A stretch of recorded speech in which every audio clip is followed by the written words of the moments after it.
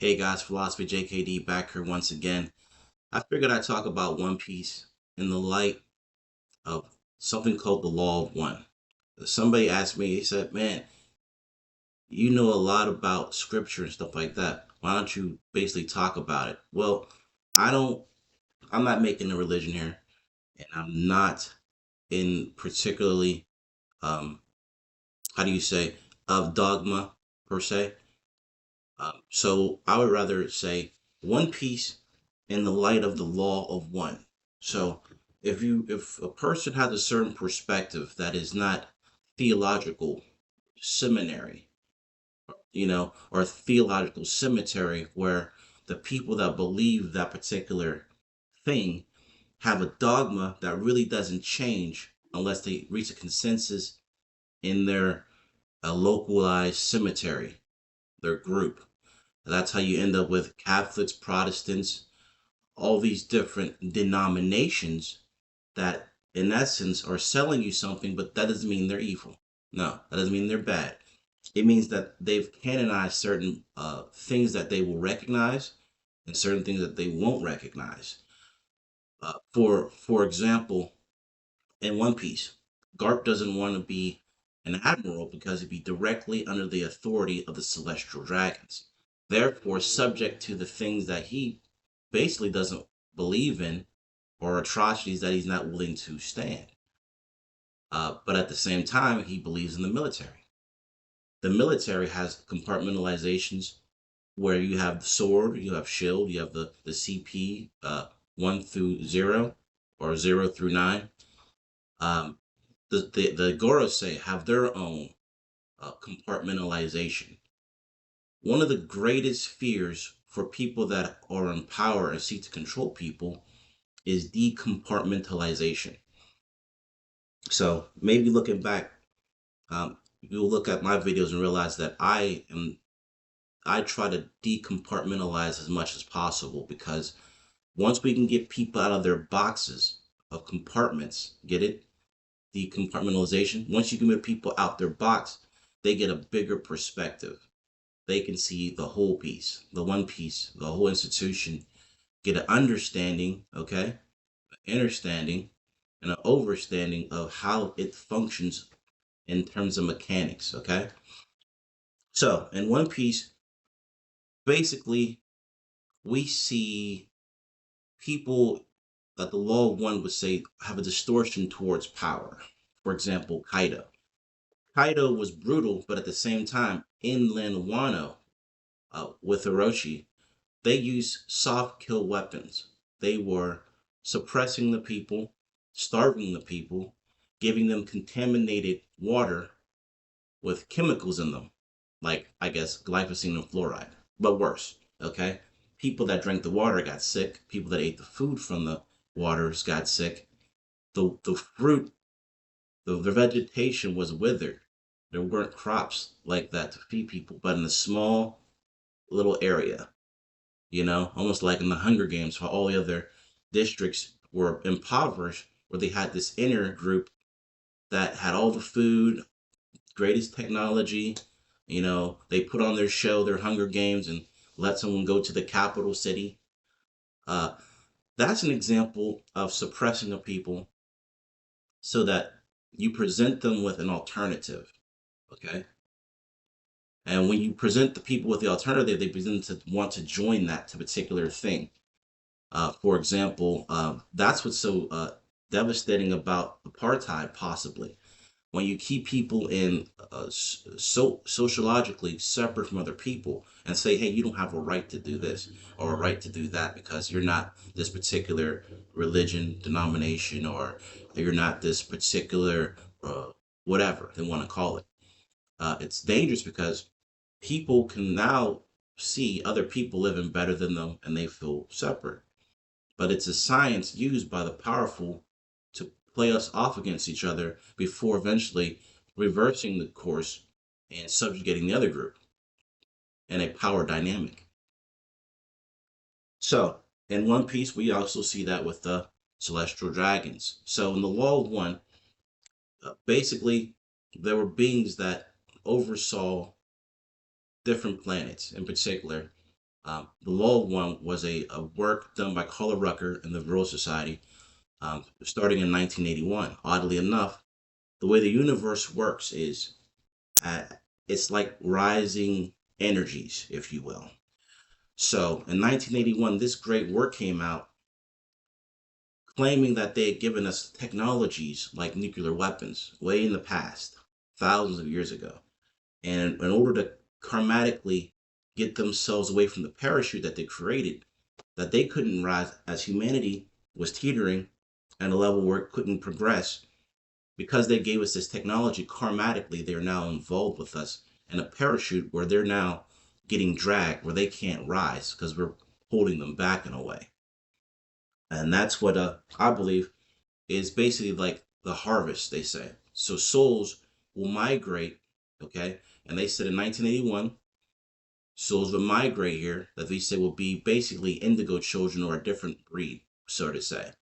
But in that same time in 1981, the Georgia Guidestones were created by the very wealthy and powerful of this country to try to stop the awakening of humanity from uh, from achieving elevation as a species beyond where we were stagnant, where we didn't produce basically or enrich souls to reach higher levels.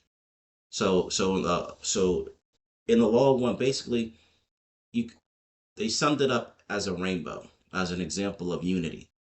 And so that's why the scripture in the Old Testament says the Lord God put a bow in the sky. Well, scientifically, we know that a rainbow always exists when you have a prism with water broken down or a light prism broken down.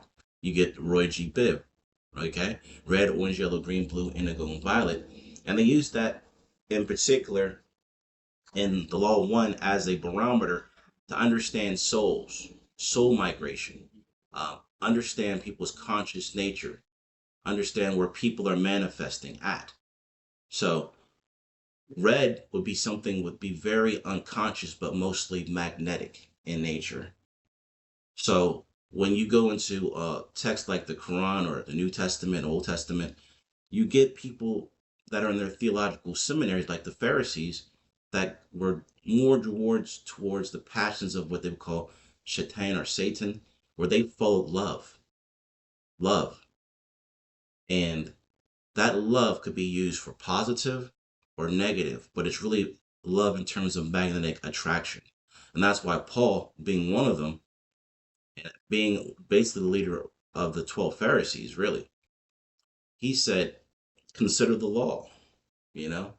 Uh, the law, we're subject to it. So if a woman marries another man, or if you take on another spouse and your a spouse is dead, then in essence, you're free from the law or the connection of having to be uh, adulterous if you take on another husband or wife. Okay, so if that person dies, we're free.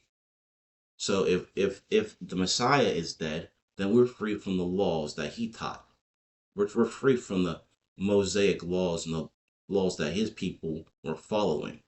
Therefore, a massive conscious shift goes all the way back to their theological group called the laws of love in the Law of One, where it could be used still for positive or negative. But the 12 apostles of Christ, they taught the laws of light and the law of one. So in trajectory, red energy was like more magnetic. Think about elements, people that are so uh, geared and gung ho, ready to go. They're almost like elements, where we can look at elements and balance them out and predict what they're going to do over long periods of time, because they have a level of consciousness that is so predictable us to us as a higher energy or density. We can predict them out millions of years. We've done it thousands of years.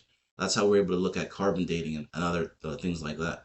So orange, a person begins to recognize themselves as an individual in particular, but they're still quite, how do you say, naturalistic in the say that they are still um, developing per se. When you get to yellow, that's where most people are, uh, and they're more conscious per se.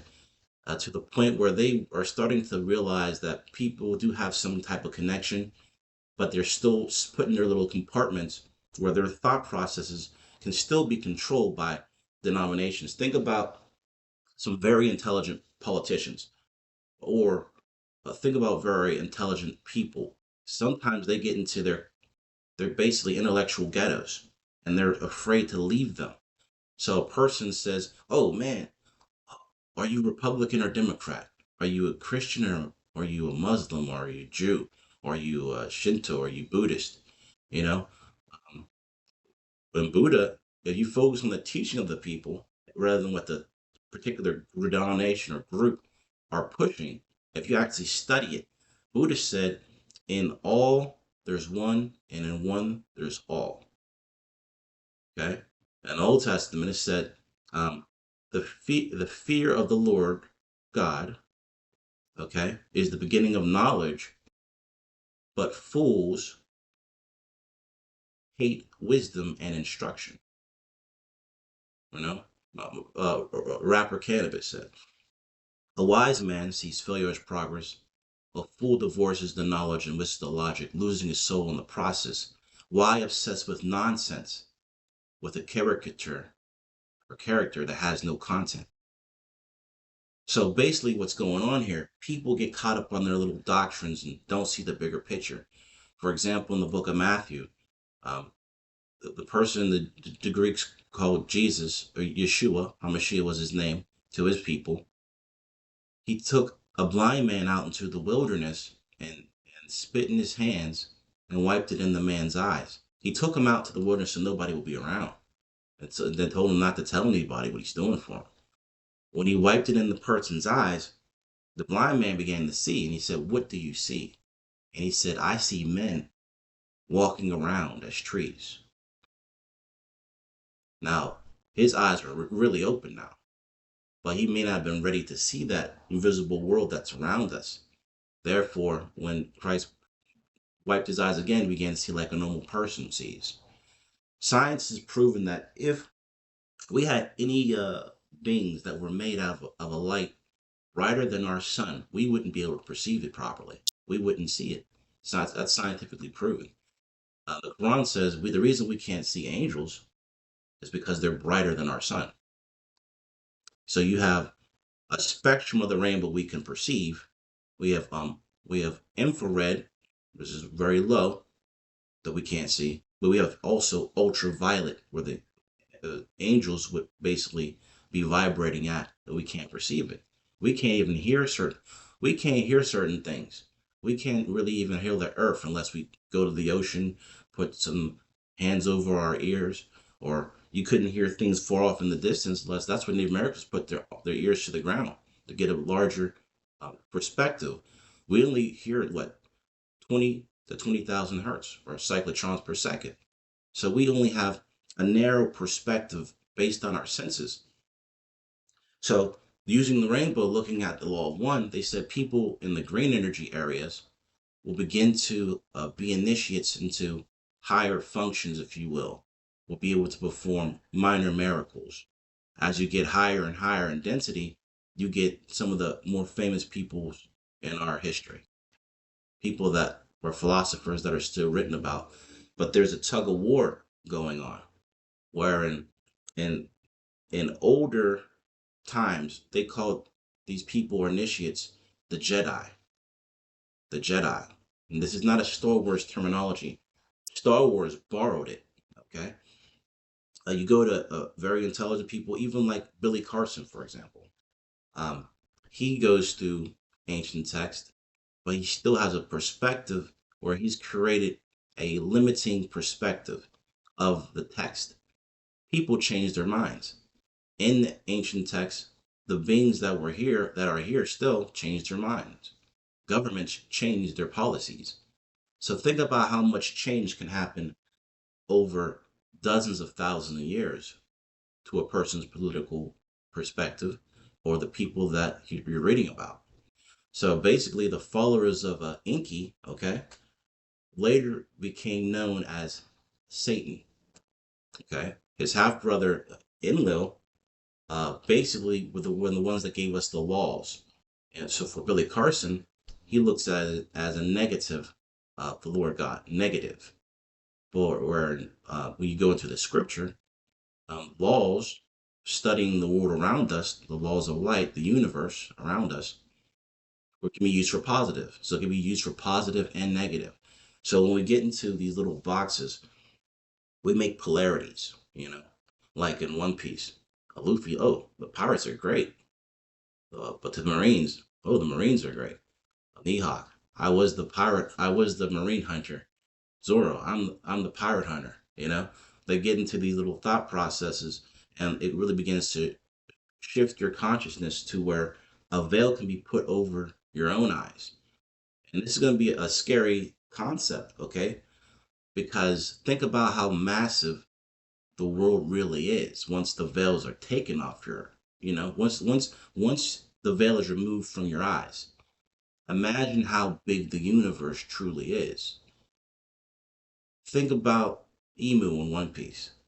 I believe he's quarantined on Earth now, you know, because if you look into the law of one, and if One Piece is taking things and concepts not just from ancient Hindu texts, it's also taking things from how do you say older origins, because the law of one was basically interpreted to be Ra, who came to this planet multiple times, okay, as part of confederation that were in service to others. And the idea was to raise the vibration back on the planet. But they had their own distortions that led them into their own thought process that limited their effectiveness. So their own thought process based on their own perspective made it non-efficacious or philosophically applicable for us, because on the planet we had interact with all these different lower level beings that we called gods later, but they had their own way of corrupting pure messages by dividing us up into smaller groups. So we were taught the law of one, but the law of one later became divided into the laws of love, like the 12 Pharisees, and then what the apostles or the people that followed the old Mosaic law believed, the laws of light, um, trying to do things that will be very positive for building an empire. Don't kill your own. Don't steal. Don't go give your politics to some other god. Don't worship any other gods before me. You know. But so those are the two laws. But we had 10,000 universal truths. Like gestation, like times and periods where things will be effective and not effective. We have books of change, each book of change. The Old Testament said the first and second generation loved the Lord, and the third and fourth don't. Because in the higher levels of the Magi in Egypt, we knew that there were two sun cycles and two moon cycles. During the moon cycle, the moon gods would rule, like Emu. During the sun cycles, the sun people, okay, would rule. The pagan would rule, or the people that worship or wanted to be in alignment with the sun worship. Okay.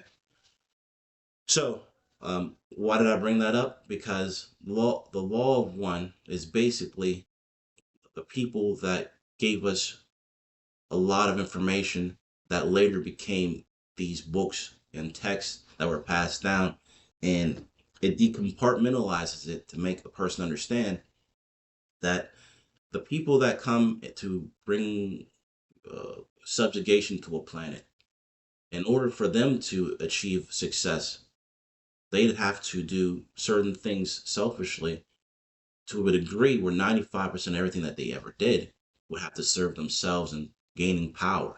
That's the only way that they can reach that density to the third, to the fourth, and to the fifth. But people that are service to others, you know, may teach people how to overcome things, may teach people how to become economically self-sufficient, to free them. And if you do that, according to the law one and other older texts, not older texts, but according to other works, channel works, or whatever, 51% of service to others would get a person to the next level up. When I say level up, it's basically at a third, we are third density, but we are basically class one civilization. Some would say we're class zero, but some, like I said, compartmentalization can limit a person's perspective. And then the possibility that I'm going to open up is that we're actually beyond a level one civilization when you think about if there are so-called aliens or if there are other abodes or heavens out there and they're interacting with us, okay? We are part of a confederation. We're just living in the boondocks. You know, we can cause earthquakes, modify weather. That's level one. So we already know we're level one. It just depends on what somebody chooses to do the research or believe that we had weather modification programs, you know, like Project Storm Fury, for example, and other ones, you know. We have so much ability to manipulate the weather. The United Nations had to pass legislation that we can't use weather weapons as a means of warfare, you know. So, but those rules have their gestation period, wherein there are going to be times where it's going to be challenged. But over time, um, the universe does bend towards a just system. And that's why um, our whole legal system was designed in such a way that it would be a philosophical thing. So that our laws philosophically would maintain the order on the planet, but also there's orders and laws of the universe, for example. So the idea of laws of the land are for the land, but free, like pirates, we have the laws of water. And what do ships do? They float, okay? But when you deal with higher ships, we are living in water right now. We call it air. It's just a lighter form of water. When you go into outer space, you float like a pirate. Pirate ships that float, get it? In the water, submarines, on the water, in the air, and in space. Pirate ships, spaceships. That's where One Piece is going. That's what I believe. It will go there. Okay. It's just a natural trajectory when you look at anime. Anime is like it's the opposite of cartoons. Cartoons are like a dead level programming where your heroes never overcome the obstacles, therefore creating a loop. It's a loop. But anime, because of the culture that it comes from, they're trying to rebuild and become better, progressive, to build their society up, be innovative, because their people had lost the war. So they had to do something that's not going to keep their people ignorant and in darkness. So anime is very progressive in the sense that you always have a hero who's working out an issue or is trying to achieve something and eventually does, which creates a own gestation issue with something called power creep, which was something that Ichiro Oda actually talked about. I'm trying to overcome the problem because our system of overcoming, adapting, overcoming through anime, we eventually get a hero that's so strong that the programming gets stale. So I'm trying to find a way out of it, and that's where you end up with Gear Fifth. Gear Fifth is very interesting because at fourth density in the Law of One, they say you begin to know everything in the universe. You can perceive all life in the universe at that point. So the fifth dimension, fifth dimension, you still have a polarity. Okay, when I mean polarity, you be negative, like service to self, or you can be positive, service to others. Now those two things connect because, for example, say I'm the world's richest man, okay, who's not known. Let's say it's Elon Musk. It's not true. Um, I can talk, and people will listen to me. And the good things that I have to say that are informative and empower other people, they can get that. Therefore, I serve other people by being one, the example, two, being able to give wisdom and knowledge, typically in service to self, you make sure that they join your theological seminary or your particular denomination in order to get those teachings or secrets or on their Masonic order, whatever we want to call it. It's like a initiation into a type of cult, not in a negative sense, but cult's like a small bit, a small marble. It's like a small pool ball, and you have all these other balls on the pool table, but it keeps you inside the square or the triangle, so that you don't ever see another recognize you're in a big game on the pool table. Wherein, for example, there's a prodigal son in the Old Testament, but for Masons, they study the prodigal son who built these towers or built these buildings, pyramids, and they're all facing in one way, and he had a very skilled craftsman underneath him, and he had built his pyramids going in the wrong direction, so he killed him. That's how much cult programming can affect a person. When you look at pyramids on the planet, they have an alignment. They have a magnetic alignment. They also have a cosmic alignment, either perfect north or 20 degrees north. And that lets you know how old these things are, okay? Because we have shifts over time, planetary shifts. So that's a can of worms, not a can of worms, but that's a really large thing somebody could look at to understand how we as people are magnetically geared, mentally, spiritually, physically, to whatever that mental state is, whatever that energetic flow is to, and the people that we are on a lower level attracted to. It's almost like looking at a tree, or a tree, of energy. We have energetic zones or glands in our body that will be known as chakras, okay, that are controlled by Hado, the moving of that energy throughout our body, which gives us energetic production areas: thyroid gland, pineal gland, solar plex chakra. So, but in the West, to take it away, we call it our core. You know, so we have different ways of interpreting things, but it's really done on purpose in a way. For example, um, the celestial dragons went down the God Valley so they could play. But if you go back into the Old Testament, it lets you know that people were trying to build a tower to go up to the higher levels of either consciousness or planets. But the beings that were residing over the planet at the time were threatened by that. They didn't want the competition. If you really go back into the text, they didn't want the competition. So they had quarantined a number of themselves here and us with them. So what they did, they said, okay, look at the man down there, They're working together. They're going to come up here with us.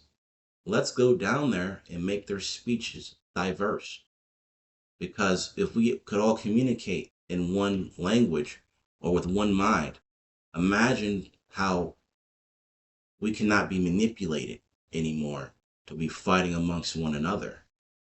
you know so in that essence, even when you deal with Thoth, okay, who was represented as the bird of the Egyptians, who taught the people how to read, study, and literature and stuff like that.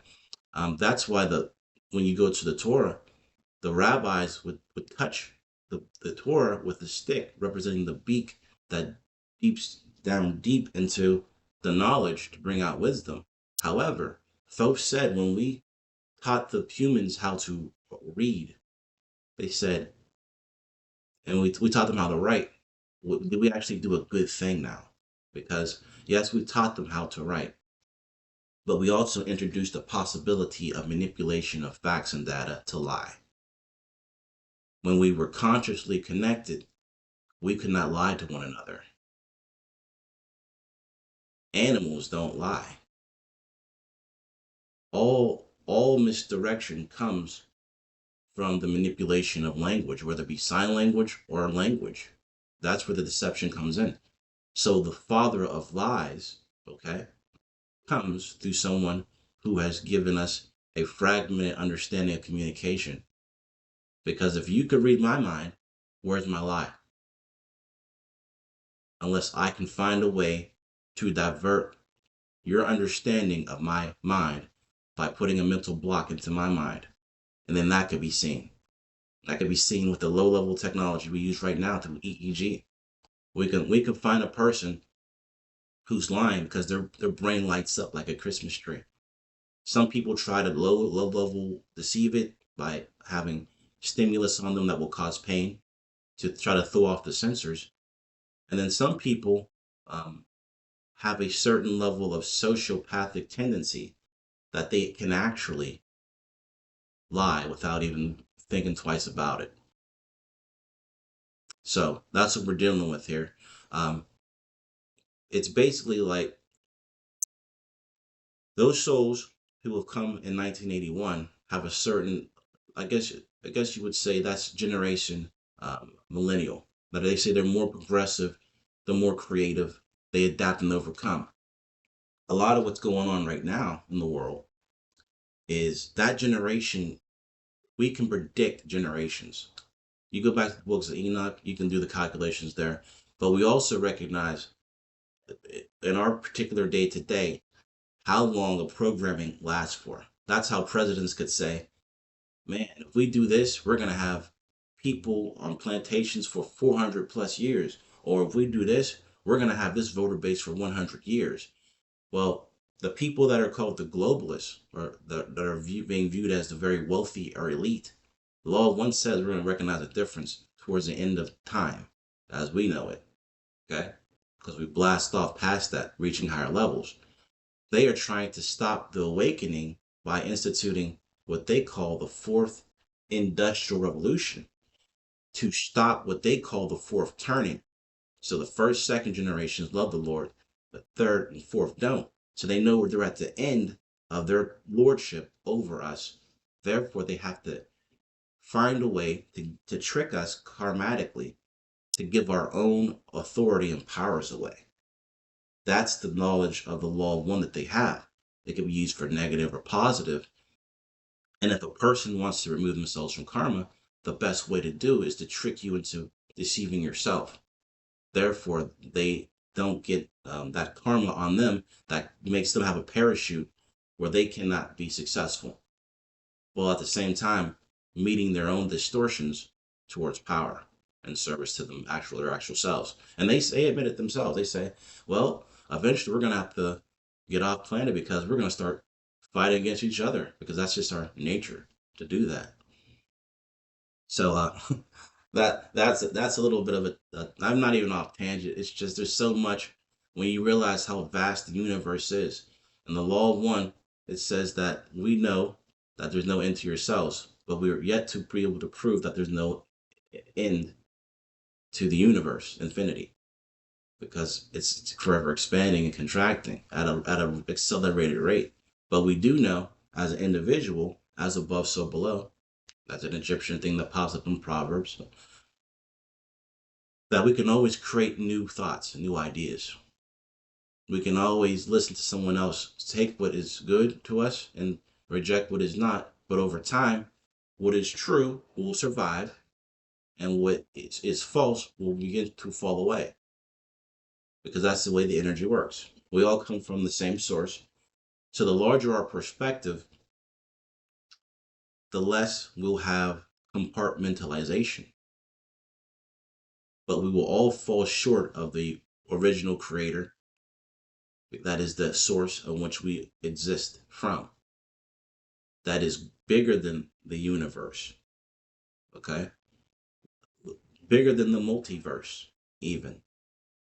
Because it says in the beginning, well, there is no beginning for him. It's only a beginning for the universes. That's one verse, that's another verse. Okay? But the energy was always there. We just became aware of it, taking the veils off, opening our eyes, letting the veils come off, and then our world becomes a lot bigger. So allegedly, in the law of one, they said we have 67 million planets in our local solar system. 67 million. Okay? And then of the densities, okay, they said there's basically 8 densities. The sun is not a density. On this planet, we can sustain anything up to a third density being, but our planet's evolving with us to where the only people that are going to be able to be incarnated on this planet will have to raise their conscious level, their energetic level, to be a fourth density planet.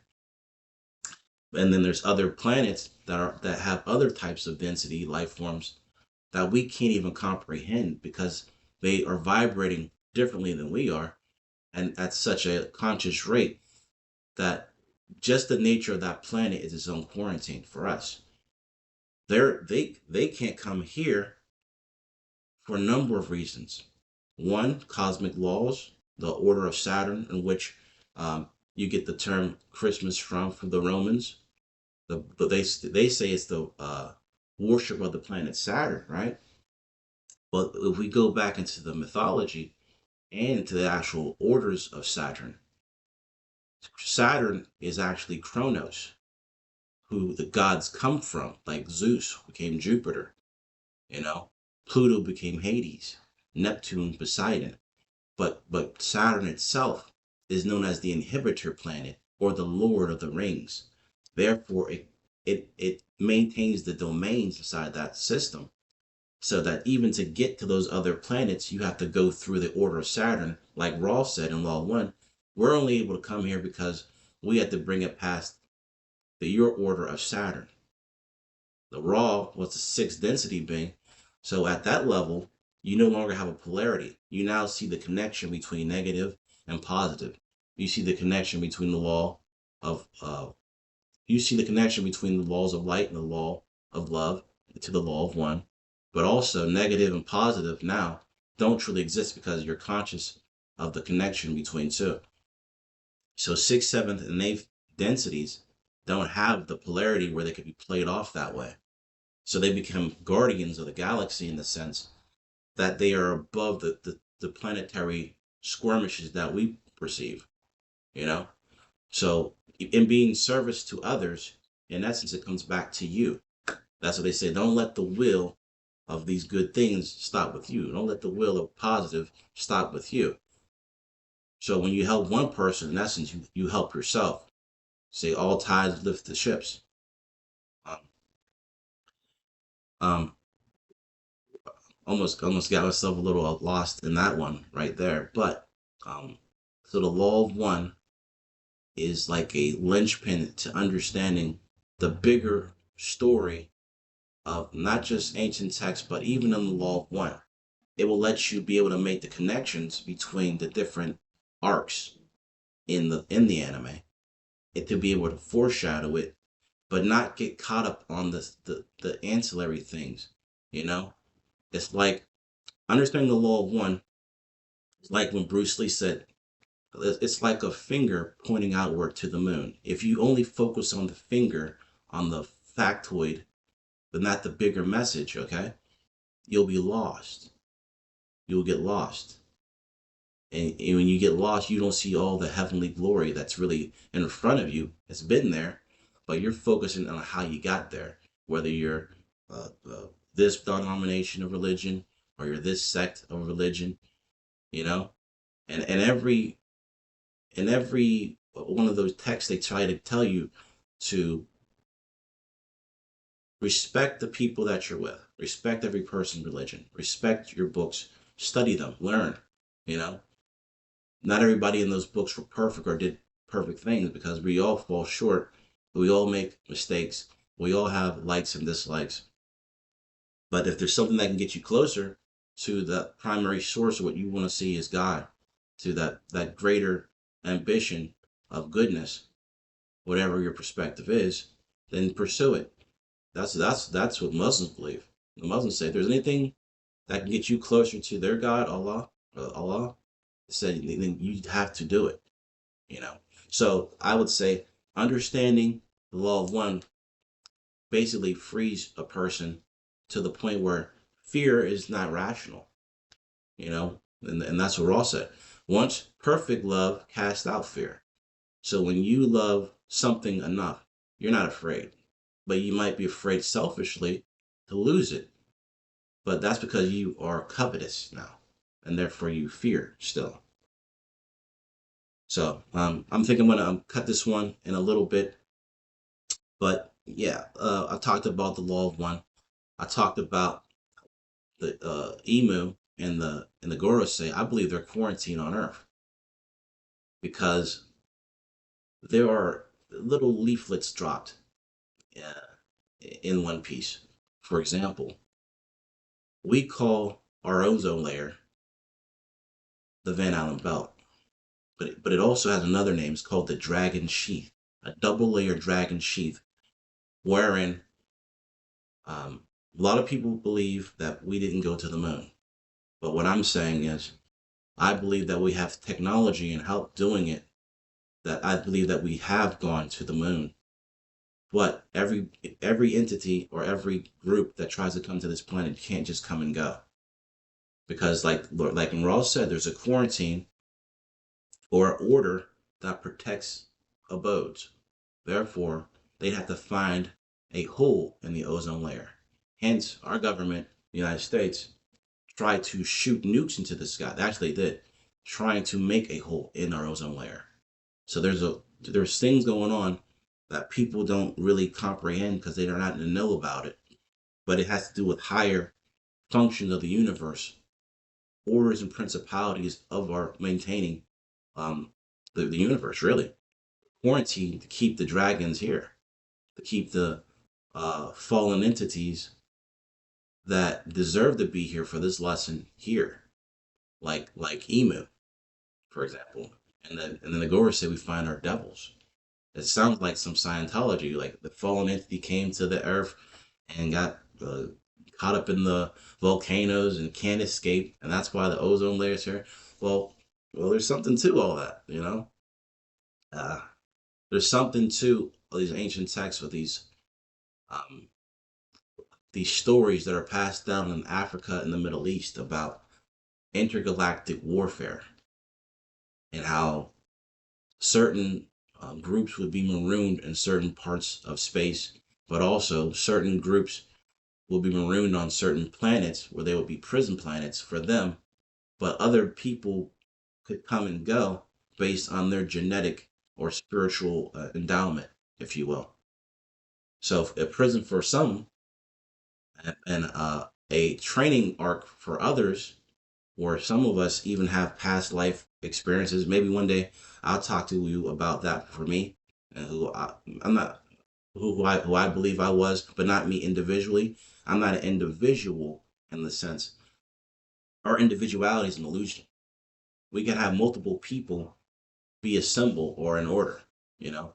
Um, but also, I've had experiences off world experiences that I believe I've had. Okay, whether it be through just dreams or whatnot, or crafts that would appear um, at my home or whatever, or different places, people could see them. So it's not that anybody is special. It's according to the law of one. He said your higher self, because you are really like a droplet of water from an ocean. We are connected in such a way to vast pools of energy or magnetics or spirituality or orders. And that's what's so scary for our power elite because they know that the fourth turning is here.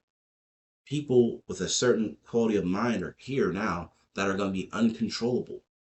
Zygmunt Brzezinski said in a meeting in 2017, it's easier for us to wipe out 1 million people than to control them nowadays.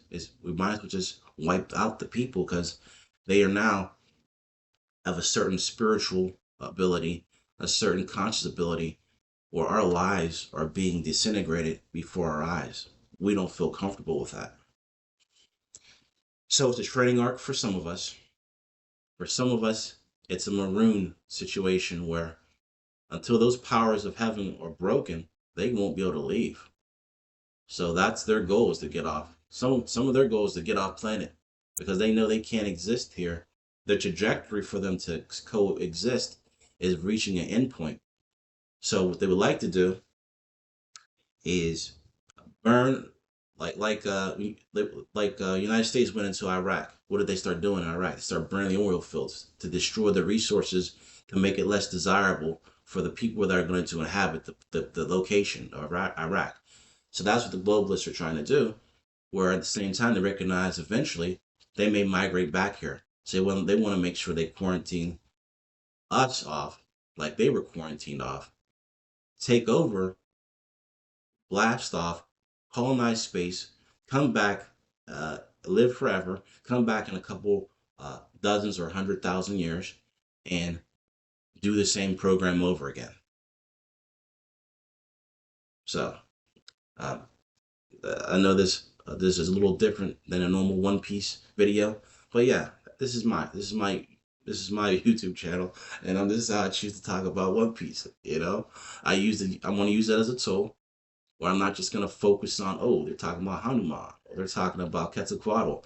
I'm gonna say, okay, well, Quetzalcoatl at this time was positive.